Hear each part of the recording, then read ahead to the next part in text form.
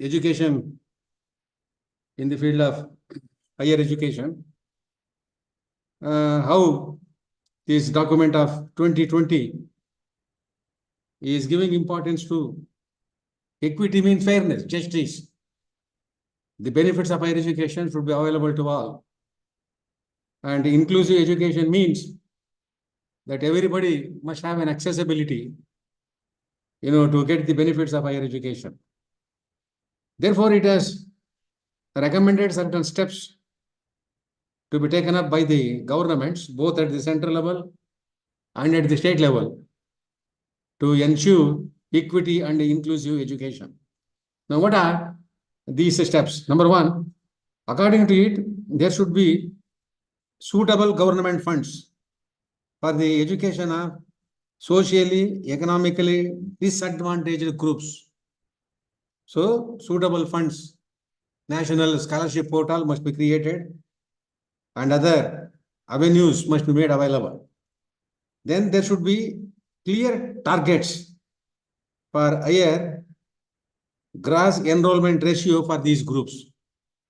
They should be encouraged to enroll more and more in the field of higher education.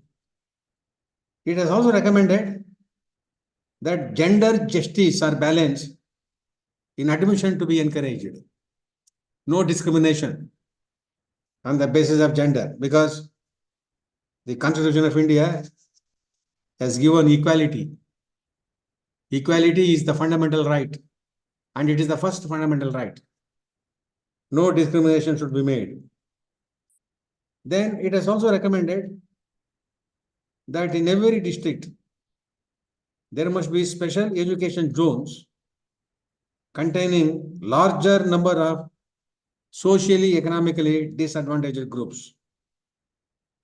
And therefore, it said develop and support quality higher education institutions that teach in local or Indian languages or even bilingually. Therefore, the benefits of higher education must be made available and they must be taught in the local or any other language that is very familiar at the local level. And it has also recommended the support and development of technology tools for better participation and for better quality. These are the important steps that needs to be taken by the governments in order to promote the inclusive education. During the last several years, there has been a greater expansion of, in 2022, that is 2 years ago, there were 54 central universities. The same thing may be continuing even now. There were 456 state universities, public universities. In Karnataka itself, there are more than 30 state universities. Earlier, there were only 5 or 6. And Mysore University was the oldest university. But now it has become a small university after the establishment of new universities in Asan, Chamarajanagar, Mandya, and therefore its jurisdiction has been dwindled. There were 126 deemed to be universities. But according to NEP of 2020, there should not be any discrimination. All universities should be called as universities. And there were 419 state private universities. Therefore, altogether, in September 22, there were 1,055 universities in the country. But this number is less when the figure recommended by the Sam Pitroda committee, reads. Sam Pitroda committee recommended large number of universities, for the inclusive education in the country. UP had 8,114, Maharashtra 4,532. In Karnataka, there were 4,233. In Tamil Nadu, there were 2,667. Top 10 states which have more colleges are UP, Maharashtra, Karnataka, Tamil Nadu, Madhya Pradesh, Andhra Pradesh, Gujarat, Telangana, and Kerala. And the admission of the students belonging to SC, ST, and OBC also increased during the last 2 to 3 years. But according to the report of the Ministry of Education, there was a drop from the Muslim community regarding the enrollment in higher education. We do not know what is the reason. And therefore, the Ministry of Education has identified, two important reasons for the drop of admission from certain communities. One was indifference towards opportunities. Some communities, they are not very much interested to get admission to a institution of education. Secondly, social customs and traditional aspects. These also contributed for not showing interest in the domain of higher education. But in spite of this, the expansion is taking place, and several governments at the state level have also taken the steps for the implementation of these new education policy. Now, I don't want to go into the regulatory system because it is yet to be formalized. The NEP envisages the establishment of Higher Education Commission of India. It is the main regulatory body in order to oversee the implementation of this NEP. Under it, there may be 4 other regulatory bodies, namely National Higher Education Regulatory Council, National Assessment Council, Higher Education Grants Council, and General Education Council. These bodies are yet to be created, including the first one, because the total implementation of this policy has to be completed during the next, 1 decade, between 2030 to 2040. That shows there is a slow movement in the implementation of this, what we call NEP of 2020. According to the document, the effectiveness of this policy is greatly depending upon its implementation. And we all know that the implementation will require the cooperation and the coordination from the state governments also, because education is in the concurrent list. Earlier it was in the state list, but as per the 42nd Amendment Act of 1976, it has been shifted to concurrent list. So both the center and the states have got the power to make the law on the subjects included in the concurrent list. But if there is a conflict between the two, according to Indian federal system, the law of the center will prevail over the law of the state. But however, due to the coalition politics and due to the different governments formed from different political parties at the central level and at the state level, there have been some frictions, differences between the central government and state governments over its implementation. Therefore, what are the challenges that are there regarding the implementation of this policy? Number 1, securing coordination between the center, states, and various bodies. Karnataka government was the first one to implement this policy. But when the Congress came to power 1.5 years ago, it has not accepted. It has appointed its own committee to review this policy and to adopt a state education policy. This committee headed by, Sukhdev Thorat, who was the chairman of the UGC earlier, has submitted the interim report. And I do not know, those who are teaching in the colleges, they may know what problems are taking place regarding the conflict between the NEP and the SCP in Karnataka state. This problem is there. And in fact, it is reported that 12 states have had to make an agreement with the Union Home Ministry to implement this policy. And all of them belong to non-NDA governments at the state level. Kerala government, Tamil Nadu government, Karnataka government, and Punjab government, Himachal Pradesh government. And these governments, have yet to take the decision. Number two, achieving global standards, both in teaching and research, is a very big challenge. No doubt, UGC recently has permitted the foreign universities to open their campuses in India. Even in Karnataka, they have given permission.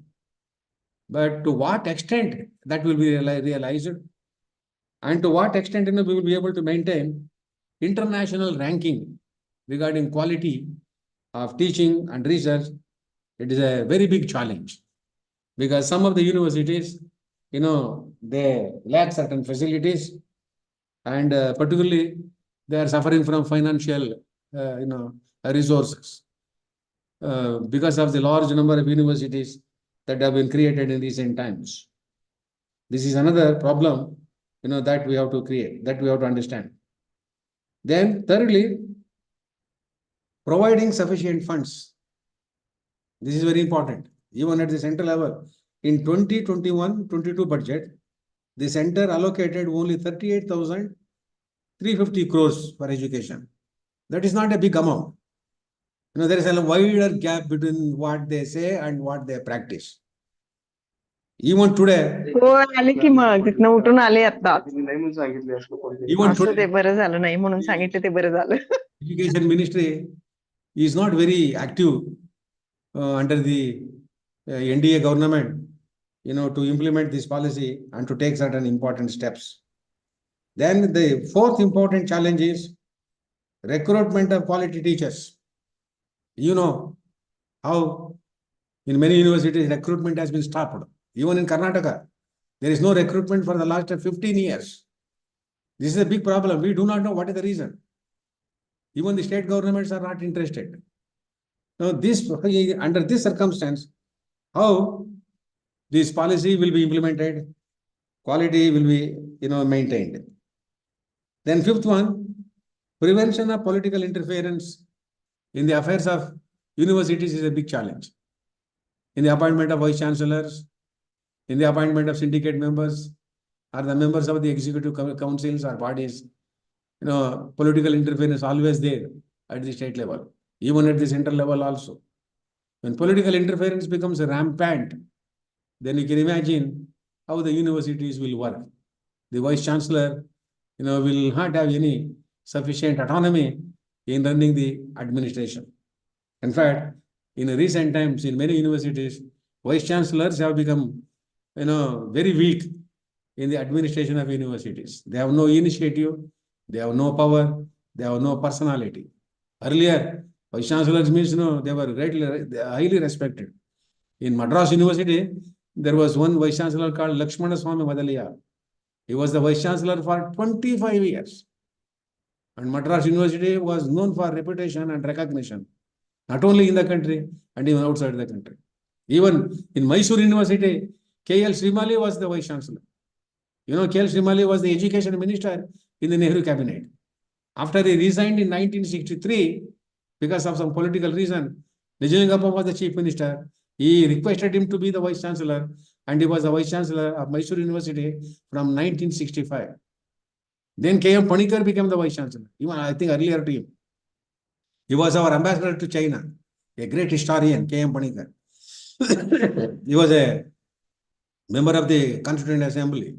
Such people, like D.C. Pawate in Punjab University, in Karnataka University, Dharwad, they were men of eminence. They were men of scholarship. And they were invited to be the vice chancellors.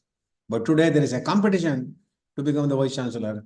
And this is a big problem in the management of universities.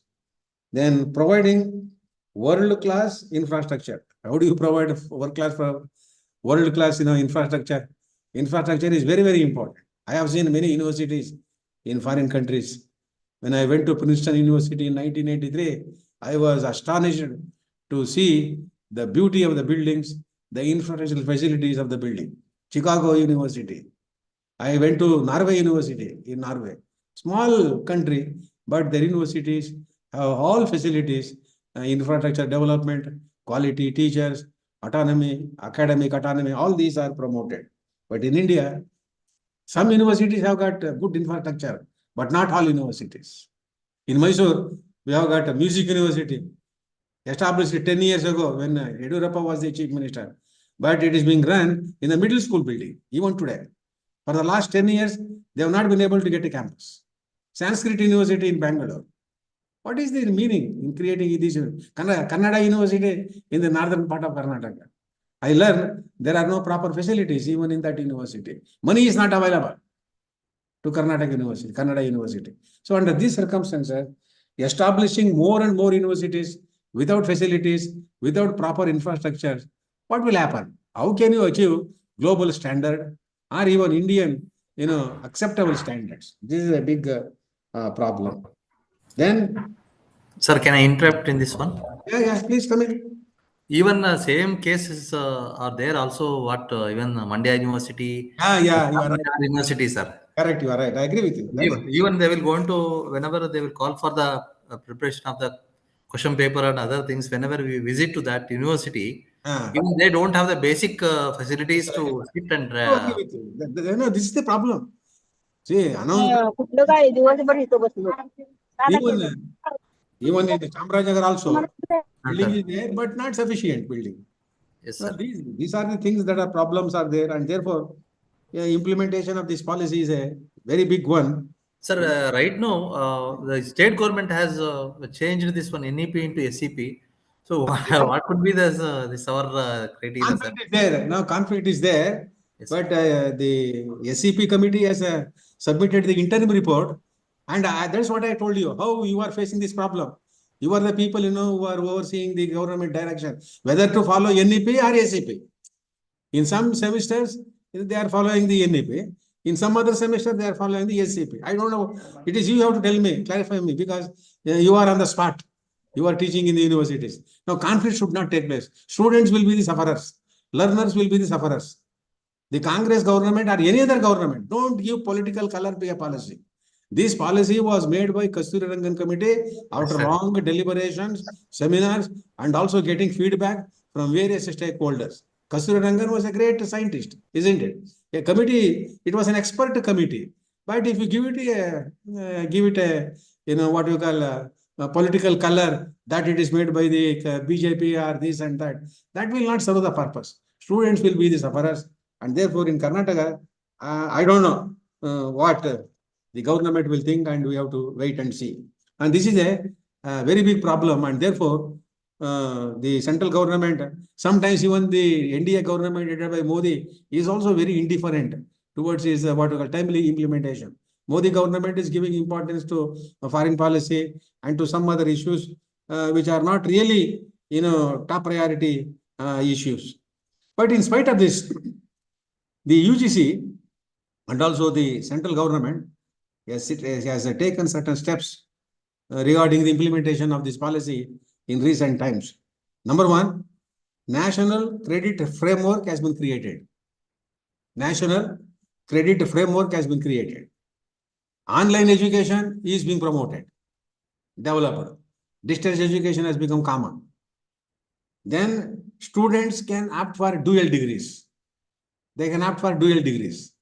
And also admission twice a year. That is particularly July, August, first admission. January, February, second admission. Recently, the UGC made this announcement and it is operational. Students, they can go for dual degrees. And then opening the Indian university campuses for foreign countries. Internationalization of higher education. It has already been done. And I do not know how many universities have opened the doors for the opening up of foreign university campuses in India. Then research enhancement, that is being given a big boost. That is, the National Research Foundation has been created with initial grant of 50,000 crore. And therefore, in all the universities, particularly intensive research universities, research enhancement culture is being promoted. The National Education Qualification Framework has been started. National Higher Education Qualification Framework has been started. National Skill Qualification Framework has been started, because skill orientation is very important. Skill dissemination is very important. Academic Bank of Credit has been created. Academic Credit Bank has been created to store the credits earned by the students, because after one semester they can leave, they can go for employment, but after some time they can come back, because flexibility is there, both in entry and exit levels. And from that point of view, whatever the credit they earn, that has to, they have to be stored. And many universities and colleges have revised their UG and PG programs by introducing honors, minor courses, additional electives, specialization, internships, exposure to creative thinking and performing arts, and other, outcome skill-oriented education. Now, these are the practical aspects that have been introduced by the UGC, and accordingly, UGC guidelines have been accepted by the universities which are implementing, this NEP of 2020. Friends, after examining all these things, it comes to our mind that in India, education is getting more and more prominence and importance in this age of globalization, in this age of competition, and therefore, it is the responsibility of the teachers who are teaching in the universities and colleges to implement it and to support the government with sincerity and devotion. And then only we can see the best results after 10 to 20 years.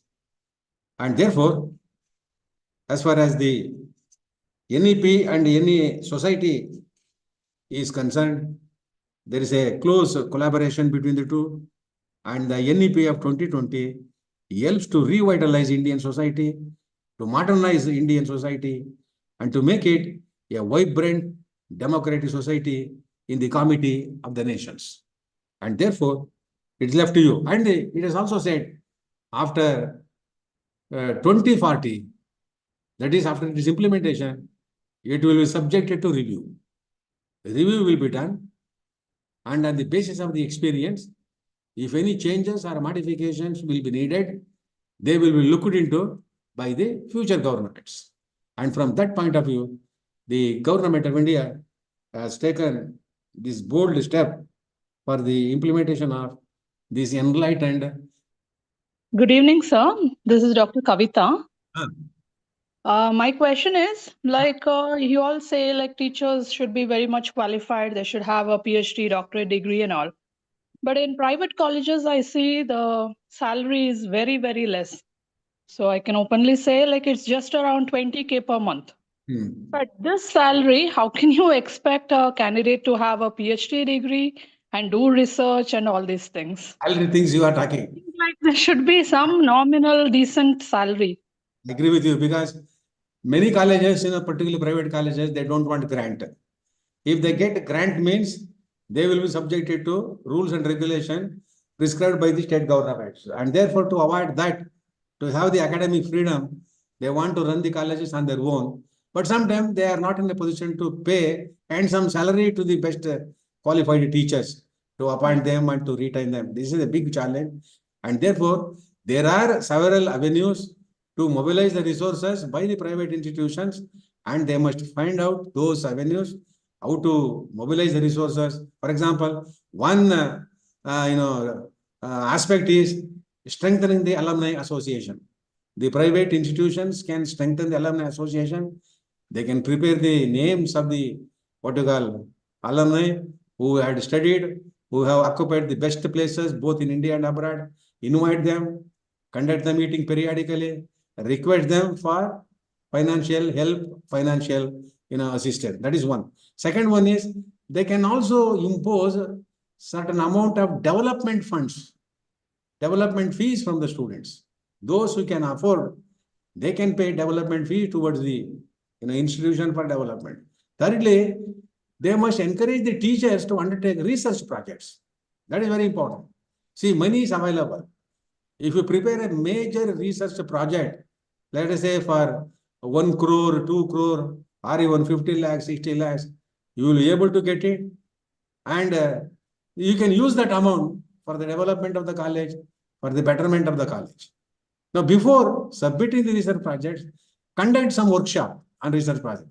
Invite resource persons who are well versed in the preparation of the minor research projects and take their guidance and have a collaboration with the College Development Council of the university, to which you are affiliated. Because College Development Council also knows the pros and cons of the research projects. They may also guide you how to prepare it, how to submit, and how to get the money. Not only from the UGC, not only from the funding agencies, but also from foreign agencies. Even the different departments, Department of Science and Technology, or Department of Social Welfare Department. You can submit, depending upon the nomenclature of your project or the relevance of the project, you can get the fund.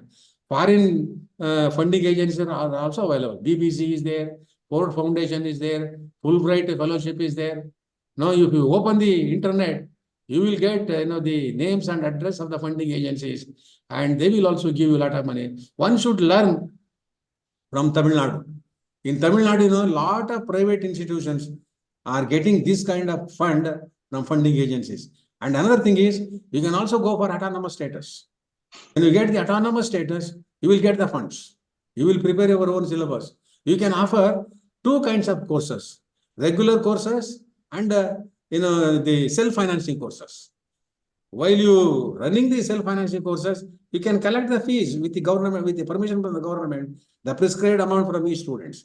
And students now they can afford. Rich people are there from urban areas and also from the rich families. When they don't get the seat in the regular stream, they can get the seat in the what you call self-financing stream. In Mysore University, we have that program. When Professor N.A. Segade was the Vice Chancellor, he brought this system and we were able to mobilize some resources. Therefore, there are so many ways to get money, to mobilize the resources, and thereby you can strengthen your financial position. Then you can pay good salary to the teachers. That is one way of doing it. Money is available, but you should know how to get the money. Money is available. When you get financial assistance from the funding agencies, you will not become slaves. They may put some condition, follow them. Nothing will happen. You go to Tamil Nadu, many autonomous colleges today are well equipped. They are academically strong, financially viable, because they have got the autonomy to mobilize the resources on their own. Visit some colleges, get the information from them. But sometimes the college authorities are not very active. That is why NEP of 2020 emphasizes institutional leadership. The teachers must also take the institutional leadership. You must have institutional development plan, planning system for 3 years, for 5 years. What will be the plan? What will be the development? How to expand the university or the college? That is how you have to make a plan. There must be a governing body, and that governing body should be headed by a dynamic person, whether he is a founder or someone else. That is very important. Thank you, sir. I wanted to know, is there any minimum pay scale for a PhD candidate?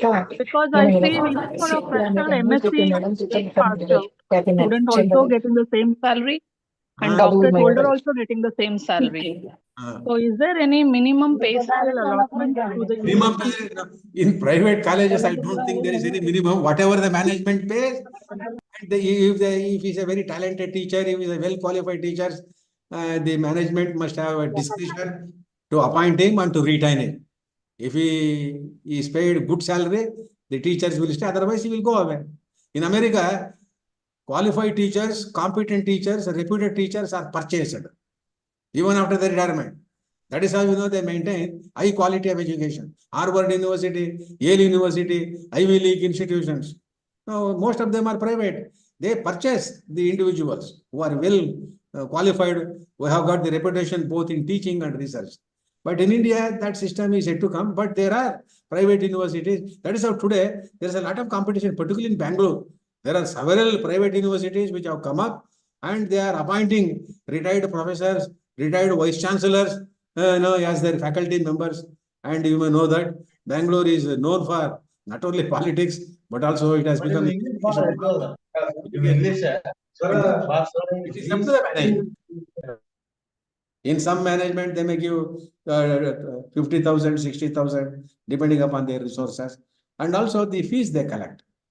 Now, whenever there are professional courses, there you have to pay handsome salary to the qualified teachers and also to retain them, because you also collect good amount of fees from the students who are undergoing professional education, like law degrees, professional technology, STEM subjects. The institution which teach STEM subjects, there they may charge more fees, and naturally they may collect more money, and they have to pay good salary for the qualified, competent teachers. Yes. Hello, sir. What suggestions you make, regarding this NEP? You think that all the recommendations made by the NEP are suitable to India, or do you want any modification for this NEP?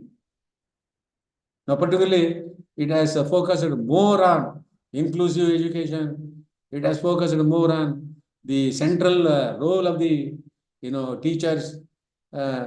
Is this policy capable of removing the, major lacuna that is listed in the beginning of its document? What is your opinion? Yes. So NEP should have been for the next few more years, sir. So then we could have given our opinion on that, sir. Now that NEP has come and the 2 years of its implementation, now that SAP has come, we cannot totally give the opinion on that, sir.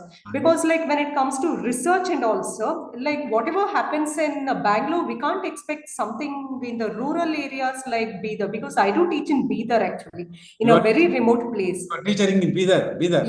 Yeah, I do teach in Bidar in a very remote place actually. The psychology of the students here is very much different from the students of Mysore or in Bangalore actually. Because when it comes to... Students themselves are in confusion. Yeah, the students, and especially when it comes to open elective or something, there's a lot of confusion actually. You are right. Because there in the southern Karnataka, they give the open elective to the other branch.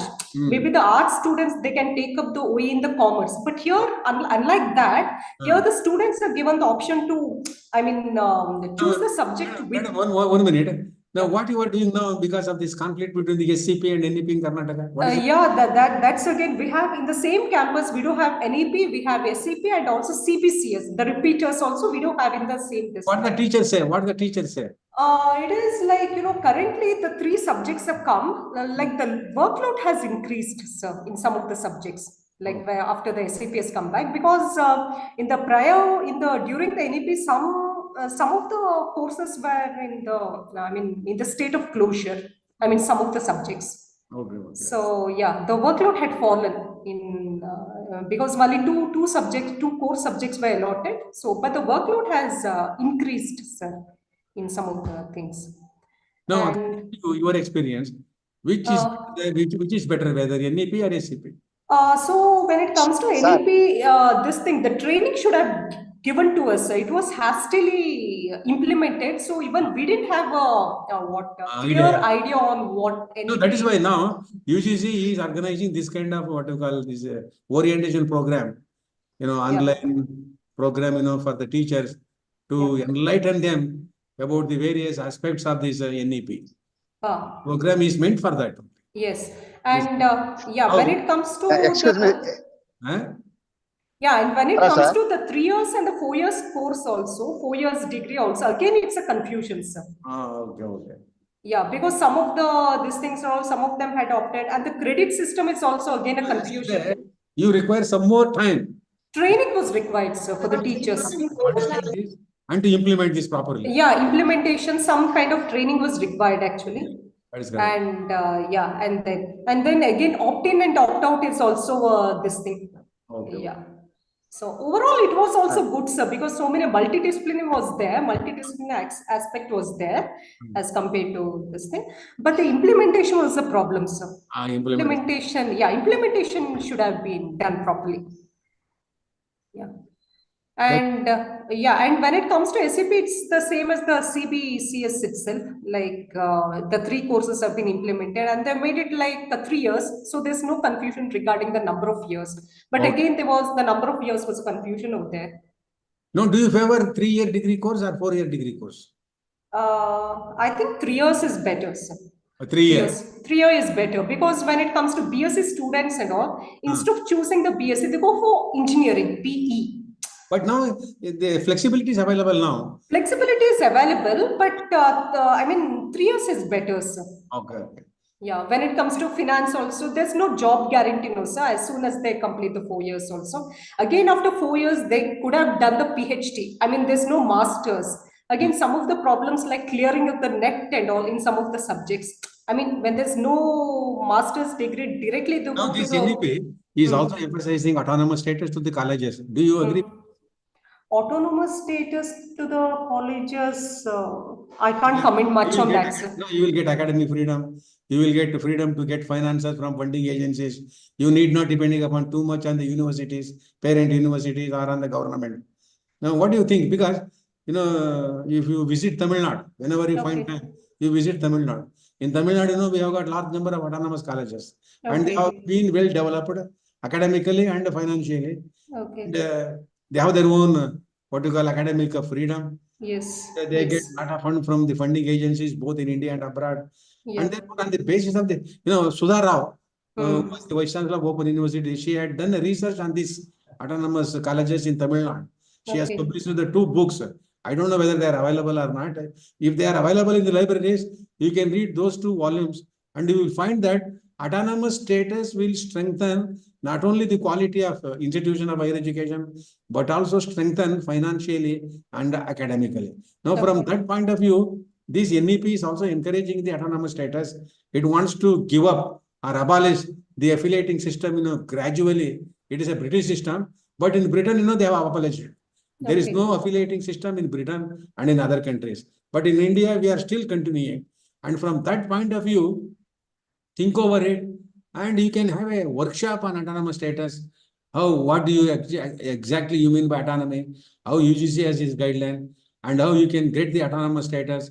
And after getting autonomous status, what will be the advantages financially and academically or educationally, and how you can grow as an institution on the basis of the autonomous status. That also the teachers must think over, because some teachers have apprehension.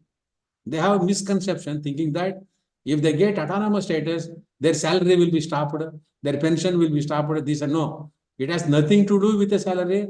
It has nothing to do with the retirement benefits. It is only purely academic matter. Academically, you will get freedom to frame your own syllabus, to conduct your examination, to award degree under the name of autonomous college and parent university. That is all. Parent university will have little control over you regarding academic matters. Otherwise, if you are affiliated, means for everything you have to go to university. University will control you academically and otherwise. So to avoid this kind of undue, control, the UGC and the NEP has been recommending this autonomous status, and you as teachers must think over, conduct a workshop for 1 or 2 days, invite the experts, who are well versed in the field of autonomous status. And NEPA is there in Delhi, National Educational Institution for Educational Reform. It has become a deemed university. Now there are experts on this aspect, and you can invite them. You can get a talk from them, or workshop. You can conduct the workshop, educate, enlighten, then try to go for autonomous status. If you have got minimum facilities, infrastructure facilities, qualified teachers, required number of qualified teachers, and also required number of students. Then only, the affiliating system will become outdated. That is very important, and that you have to think also. Because implementation of this new policy cannot be solely depending upon the government alone. It is also depending upon the teachers and the institution. They must also play a very important role. And if you want to suggest any new change, any review, any modification, you can do that. You can write to the government, because you can write to the PMO, Prime Minister Office, or you can address to the Ministry of Education or to the state government. Definitely nowadays, e-governance is there. They will take steps and they will try to implement if your suggestions, if they are up to date and if they are accommodating. Yes. Next. Sir, over the past, after post-corona, sir, the education post-corona, the higher education system in Karnataka has changed drastically. For instance, like, the NEP was introduced, and the very same year coincided with the 12th full pass batch. They passed all the students. Hello? Yeah, please talk to me. Yeah. And after that, came the SAP and all. And immediately after that, they established 7 more universities. Do you think that the establishment of 7 universities in Karnataka would enhance the quality of education? You see, this was the BJP government. Karnataka became the first state in the country to implement this NEP on 23rd August 2021. 23rd August 2021. And there was one person called Timegowda. He was the Vice Chancellor of Mangalore University. He was appointed chairman of the Higher Education Council of India. Workshops were conducted because the BJP under the education minister was that Ashwath Narayana. He took a lot of interest to get the support or to get the recognition from the NDA government at Delhi. So they were in a hurry to implement this, to announce this during that COVID period. 2021 was a very bad period, right? It was a very bad period in Karnataka. They did it, but later on, it was dragged into controversy after the elections were conducted, when the new government has come into existence, and that is the problem. It was implemented by the BJP government, but it was stopped by the Congress government. So NEP has been politicized, and a new committee has been appointed. And they should not have happened, as you said earlier. They could have waited for some more time until the election was over. Then, the things would have been different. It was in a hurry that they did it. They should not have done it. I agree with you. Yes, next. Sir, as the present in all the years, syllabus, whatever we are doing, it's all under the ambit of UGC, is it, sir? So why the UGC will not going to direct the state government? UGC is only a funding agency. It will give the guidelines. It cannot prescribe. It is not an authority, on all educational aspects. It can announce the guidelines. It can advise the education ministry, but primarily it is a funding agency. It is not a policy making body. ಅಲ್ಲ sir, ಈಗ authority ಅವರಿಂದ ಅಂದ್ಮೇಲೆ ನಮಗೆ ಈಗ SEP ಇದಕ್ಕಿದಂಗೆ NEP complete ಆಗದೇನೆ SEP ನೀನು ತಗೊಂಡಿನಿ ಅಂತ ಅಂದಾಗ, ಸೊ ಈಗ ಅವ್ರೇನು ಗೊತ್ತಾ, ಇವ್ರು ಇದನ್ನ ಕಾನ್ಫ್ಲಿಕ್ಟ್ ಮಾಡಿದ್ರೆ UGC will stop the grants to the Karnataka government. ಈಗ ಆಲ್ರೆಡಿ ಕರ್ನಾಟಕ ಗವರ್ನಮೆಂಟ್ ಈ ಸಫರಿಂಗ್ ಫ್ರಮ್ ಫೈನಾನ್ಷಿಯಲ್ ಕ್ರಂಚ್. ಆದ್ರಿಂದ the funding agencies will not help the Karnataka government if it doesn't cooperate with the central. We have to wait and see. We have to wait and see the complete final report of the SEP committee. Then what the Karnataka government will take the stand, how it is going to implement it, what the response will be from the central government and also from the UGC. We have to wait and see. Still today, it is not very clear. It has submitted only interim report. And according to interim report, they are acting. They have introduced their syllabus for newly recruited admitted students. And for the old students, they are following the NEP, which was introduced in 2021. So we have to wait and see. There is a dilemma in Karnataka, and there is a confusion among the students and also among the parents. That is why you are the best judges. You are teaching in the colleges in Karnataka, And you know what is the stand today? What is the position today between the two policies? But according to the federal system of India, both in theory and practice, if there is a conflict between the two laws, the central laws and the state laws, over the concurrent subject, the central law will prevail over the state law. That is true. The center is very powerful. And if the direction of the center does not follow by the state government, it can take any extreme step, including the dismissal of the state government. That provision is there, but it's difficult in practice now. But provision is there. So we have to wait and see what the center will do. Sir, because of the concurrent list, so because of the concurrent list aspects, you need to take the permission from the central and state. ಜೊತೆಗೇನೆ ಅದನ್ನ ಅನ್ವಯ ಮಾಡೋದು ಸರಿ ಅಲ್ವಾ sir? ಆ ರೀತಿಯಲ್ಲಿಯೇ ಪದ್ಧತಿಗಳಾಗಬೇಕು. They should sit together. Yes, ಆ ರೀತಿನೇ ಶಿಕ್ಷಣ ಪದ್ಧತಿಗಳ ಜೊತೆಗೆ ಆಗ್ಬೇಕಲ್ಲ sir? Mutual consultation is important.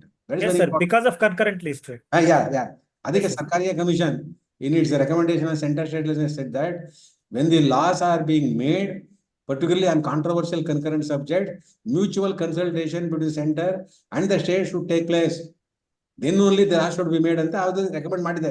But ಇವರು ರಾಜಕೀಯ ಮಾಡ್ತಾ ಇದ್ದಾರೆ. ಅವರು ಅದು ಆಗ್ತಾ ಇಲ್ಲ ಸರ್? ಅದು ಆಗ್ತಾ ಇಲ್ಲ. ಅದು ಬಟ್ ಐ ಥಿಂಕ್ ಅಲ್ಟಿಮೇಟ್ಲಿ ಆಗಲೇಬೇಕು.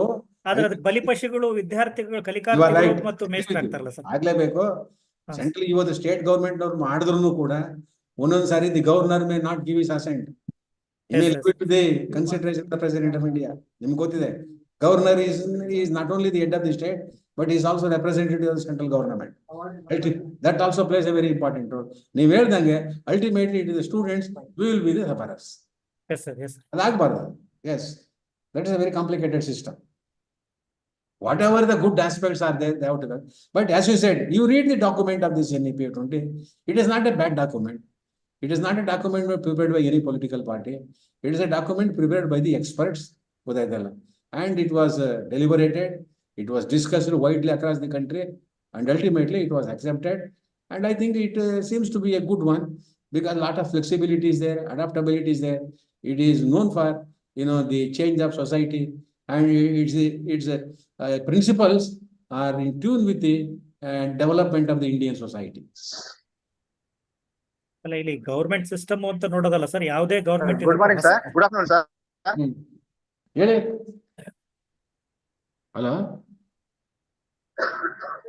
Sir, good afternoon sir. Yes, please. Hello Rajashekar sir. ಹೇಳಿ ಮಾತಾಡಿ. ಹಲೋ ಅಂತ the present education system in the present education system in the present education system in Karnataka the present education system in Karnataka is boon or bane to the society. What is your opinion? Is it a boon or bane? That's why I expected answer from your side, sir. You may say it is both. Boon or bane to the society. It leads to confusion. Now, if the NEP is implemented, in the letter and spirit, it will become a boon. Yes. If it is not implemented, it will become a bane. Okay? Oh, thank you, sir. Thank you. Thank you. Okay. Hello. Oh, yes. Please tell me. Sir, good evening. Yes, start Hello. me. Sir. So, Tell me, madam. with the SCP system, again, one more challenge for the faculty and the student is for BCA and BBA, they have announced they got the approval as a technical course. So, what is your opinion in this? But I have not seen that interim report of the SCP. I don't think they have published it. They have submitted to the government of Karnataka. But NEP. We as a autonomous college, we have taken the admissions for the first year. Okay. No, if you want to run the autonomous college, you have to get the permission from the UGC. UGC has to give you the permission, and the central government has to give you the permission. State government cannot give the permission. State government can give the permission only in the later stage. Okay. Therefore, SCP, it is yet to be submitted to the government in its complete report. We have to wait and see. Only interim report, I believe, has been submitted to the colleges and to the government. I do not know to what extent it is being implemented.